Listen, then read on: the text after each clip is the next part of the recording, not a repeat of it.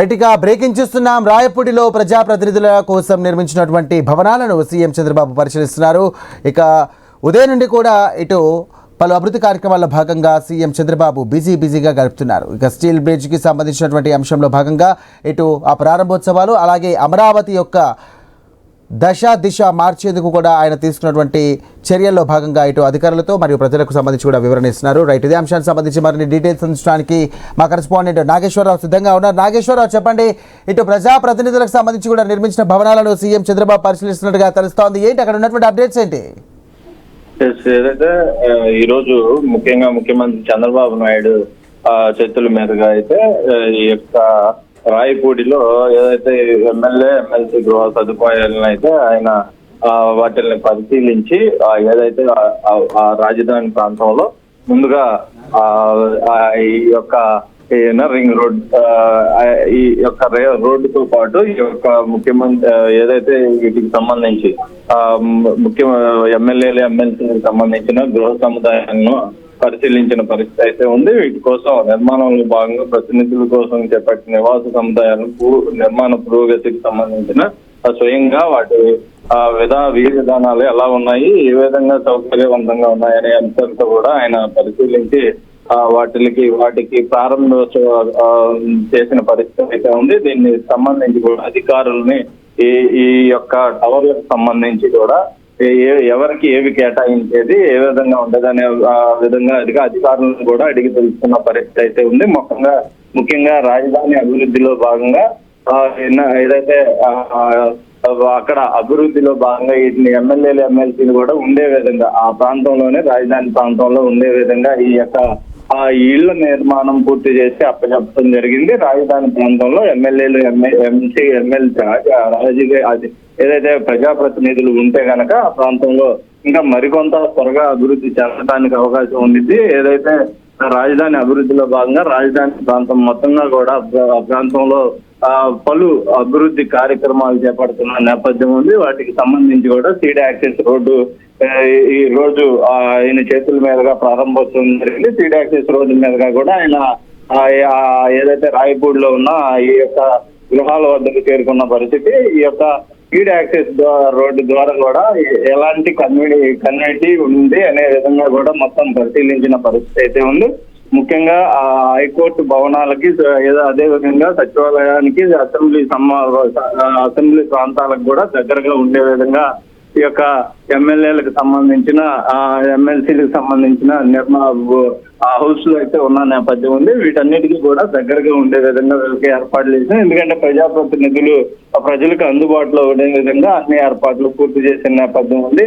ఏదైతే ప్రజలు ఒక అంశం మీద సెక్రటరియట్కి వచ్చినా కానీ అదే విధంగా ఎమ్మెల్యేలను కలిసే విధంగా అందుబాటులో ఉండే విధంగా నిర్మాణాలు చేపట్టినట్లుగా మనకి అర్థమవుతుంది. 10 సంవత్సరాల తర్వాత రాజధానిలో ప్రారంభోత్సవాలు కార్యక్రమాలు జరగటం చాలా ఆనందదాయకంగా ఉందని కూడా ప్రజలు ఆనందం వ్యక్తం చేస్తున్న పరిస్థితి అయితే ఉంది. అదే విధంగా ఈ ప్రాంతం మొత్తం కూడా ఇంకా అభివృద్ధి పనుల్లో భాగంగా ఏదైతే పలు సంస్థలకు సంబంధించిన కంపెనీలు కానీ ఇవన్నీ కూడా నిర్మాణాలు జరుగుతున్న నేపథ్యం ఈ సీడ్ యాక్సెస్ రోడ్డు ద్వారా కూడా నిర్మాణాలకు సంబంధించిన ట్రాన్స్పోర్ట్ కానీ ఇవన్నీ కూడా ముందు బాగుండే పరిస్థితి అయితే ఉంది. ఈ సీడ్ యాక్సెస్ ద్వారా అన్ని ఏదైతే పలు పక్క రోడ్లకు సంబంధించి కమ్యూనిటీ బాగుండే విధంగా కూడా నిర్మాణాలు ఏర్పాటు జరిగింది. ఆ పలు నిర్మాణాలకు కూడా ఈ యొక్క ట్రాన్స్పోర్ట్ ద్వారా ఈ యొక్క సీడ్ యాక్సెస్ ద్వారా వెళ్ళే అవకాశం ఉంది.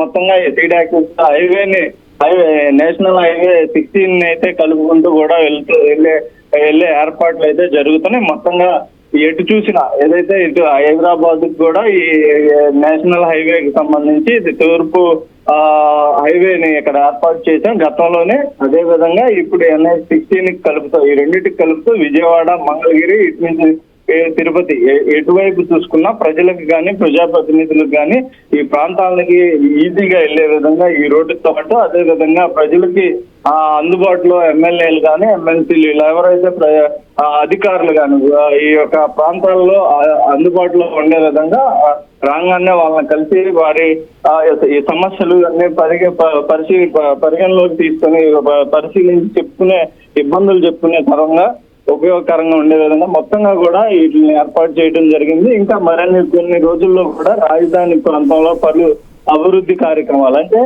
అధికారుల భవనాలు, అదే విధంగా ఇంకా మరికొన్ని కంపెనీలకు సంబంధించి ఉద్యోగాలకు కూడా రాజధాని ప్రాంతంలో ప్రజలకు ఉద్యోగ అవకాశాలు కల్పించే విధంగా పలు కంపెనీలు కూడా అక్కడికి రానున్న నేపథ్యం ఉంది. ఈ తరుణంలో ఇవన్నీ కూడా ముందుగా ఎమ్మెల్సీలకు సంబంధించిన భవనాలు, అదేవిధంగా స్పీడ్ యాక్సెస్ రోడ్డు ఈ రోజు ఏదైతే వాటికి ఓపెనింగ్ చేసిన పరిస్థితి అయితే ఉంది. మొత్తంగా ముఖ్యమంత్రి చంద్రబాబు నాయుడు 10 ఏళ్ల నుంచి కష్టపడుతున్న దానికి ఈ రోజు ప్రస్తుతానికి వీటికి సంబంధించి కూడా ఓపెనింగ్ చేయడం చాలా సంతోషదాయకం అని కూడా పలువురు నేతలు వ్యక్తం చేస్తున్న పరిస్థితి అయితే ఉంది.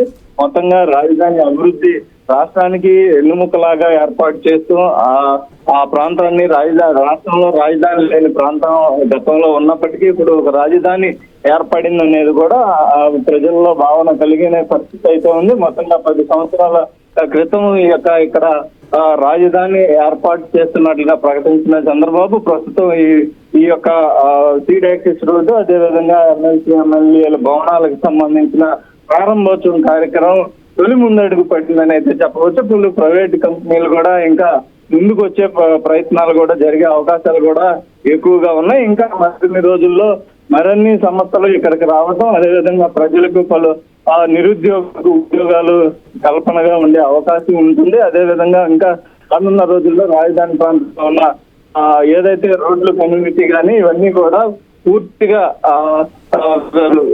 పారదర్శకంగా ముందు రోజుల్లో స్పీడ్ గా ఆ యొక్క పనులు పూర్తయ్యే అవకాశాలు ఉన్నట్లుగా కూడా మనకు తెలుస్తున్నాయి. Right, thank you Nageswararao.